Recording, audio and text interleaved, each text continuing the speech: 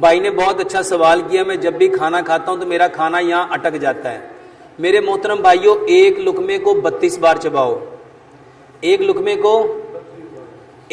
को जो एक लुकमे को 32 बार चबाएगा, खाना क्या बन जाएगा? क्या बन जाएगा? देखो मेरे भाइयों, अल्लाह ताला ने दांत कितने दिए हैं? 32। दांत 4 तरह के हैं। 8 दांत है 1 नोक वाले, इसका काम है खाने को काटना। 8 दांत है 2 नोक वाले, इसका काम है खाने को फाड़ना। 8 दांत है 3 नोक वाले, इसका काम है खाने को चीरना। और 8 दांत है 4 नोक वाले, इसका काम है खाने को पीसना। दांतों का काम था खाने को काटना, फाड़ना, चीरना, पीसना। जब अब दांतों का काम दांतों से लोगे ही नहीं तो खाना अटकेगा कि नहीं अटकेगा? तो क्या करना चाहिए? दवाई खानी चाहिए, चबा के खाना चाहिए। तो एक लुकमे को कितना चबाएंगे?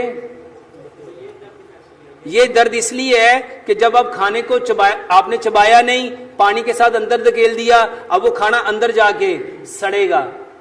खाना अंदर जाके क्या करेगा? देखो अंदर तो कोई दांत नहीं लगे हुए। अब मैं वही बता रहा हूं ना भाई साहब, जब आपने खाने को चबाया ही नहीं, ना उसको काटा, ना फाड़ा, ना चीरा, ना पीसा, तो वो अंदर कोई चक्की तो लगी नहीं हुई, तो वो वहां अंदर जाके गैस पैदा करता है। जब वो गैस पैदा करता है, वो ऊपर चढ़ती है, तो उसकी वजह से दर्द होती है। आप खाने को सिर्फ चबाना शुरू कर दो। देखो भैंसों को, जानवरों को जख्म होता है, तो वो जख्म पे क्या करता है? लिक करता है। जब आप 32 बार चबाओगे तो आपके थूक कितना अंदर जाएगा? जब आपका थूक अंदर जाएगा, अंदर जो जख्म है उसके ऊपर वो थूक लगेगा, जख्म ठीक हो जाएगा।